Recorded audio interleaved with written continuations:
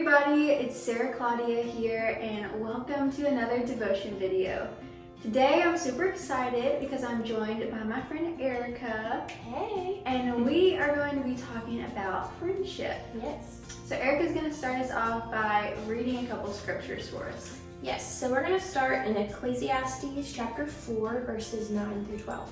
They say, "Two people are better off than one, for they can help each other succeed. If one person falls, the other can reach out and help. But someone who falls alone is in real trouble. Likewise, two people lying close together can keep each other warm. But how can one be one alone? A person standing alone can be attacked and defeated, but two can stand back to back and conquer. Three are even better, for a triple braided cord is not easily broken." I love these verses, but when I first read them, I thought it might be a little bit dramatic for it to say a person standing alone can be attacked and defeated. But then I started to think about a time in my life when I actually was almost attacked and defeated. You see, in high school, I was an avid runner, and every day my mom would tell me, "Don't go running alone." And That's good advice. yeah, it's good advice.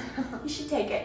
But naturally, I didn't take that advice, and every day I would go run alone behind her back until one day I was running at the park around mile 2, and I realized I had a man following me.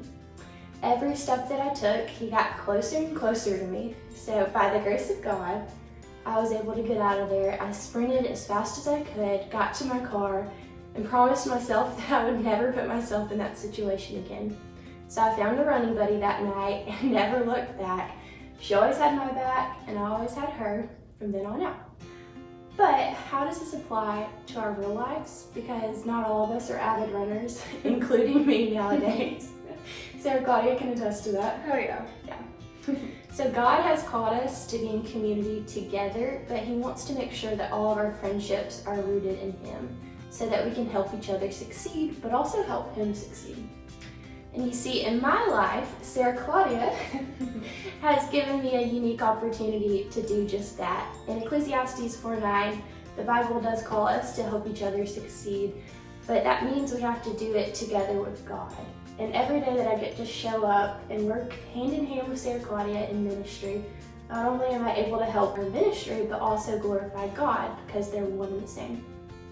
So how about you? How can you apply Ecclesiastes 4 to your own life? Maybe you could send a text to a friend you haven't heard from in a while, or maybe you can just hang out with a friend. I know it's kind of hard nowadays with our schedules, but making intentional time just to be together. Because Sarah Claudia and I have to do that. Yeah. Yeah, it gets busy. Or even just praying for somebody. But whatever it may be, we just have to make sure that we keep God in the center of all that we do. So now let's hear from Sarah Claudia as she tells us about a really sweet friendship between Jonathan and David. And that was such a good message, Erica. And I was Thanks. thinking when you were telling that story, you know, you had to be okay with having a running buddy. Yeah. And for me, in my life, I would give anything to be able to go out and run by myself. Yeah.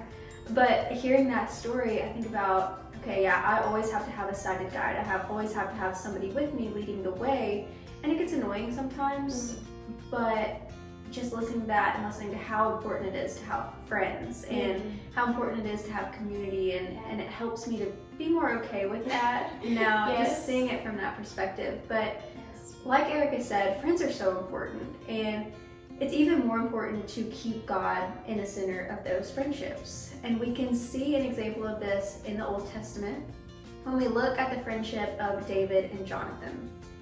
Now, David had been anointed by God to be the next ruler of Israel. And Saul, the current king, he had fallen out of favor with God.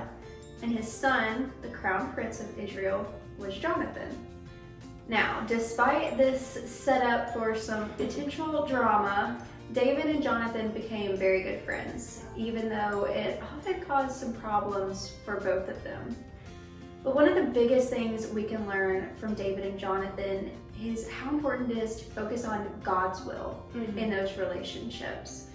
Even though Jonathan was the crown prince of Israel, he recognized that God had some pretty big plans for David.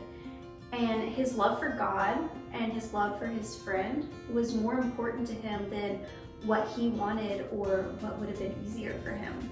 And this even involved him going against his earthly father Saul many times.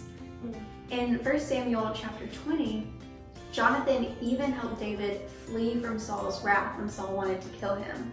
And along David's journey, Jonathan continued to provide him aid, even though it was in direct disobedience to Saul. Wow.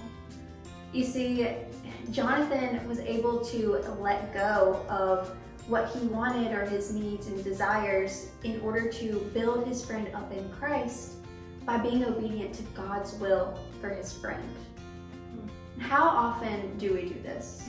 Not just sacrifice what we want for the needs of our friends, but sacrifice what we want in order to chase after God's will for that friend. So I challenge you today to pray for your friends.